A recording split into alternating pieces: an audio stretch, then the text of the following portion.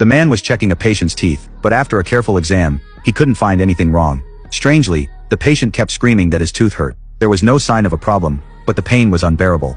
The man found it really odd, so he stared closely at the patient's dental x-ray. The image showed some white shadows near the root of the tooth, but the man didn't think much of it. He told the patient to go home and rest. Later, when the man was about to clock out, he noticed a few bugs in the sink. He quickly grabbed the filter to take a closer look, and to his disgust, it was crawling with bugs. He felt nauseated, and immediately tossed the filter into the trash. But then something suddenly clicked in his mind. He rushed back to his office and zoomed in on the old x-ray. That white shadow at the root of the tooth turned out to be bugs. The man had never seen anything like this before, so he went to the library to do some research. Finally, he found information about these bugs in a book. Turns out, they were a kind of parasite called toothworms. They lay eggs near human teeth, and eventually make their way to organs and even the brain. These toothworms first appeared in a bio-experiment years ago, and were never seen again, until now. After reading that, the man got really nervous. Just then, he got a call from the hospital. That same patient, the one with the worms, had come back. This time, the guy seemed to be in even more pain. Now that the man knew the patient was infested with worms, he hesitated.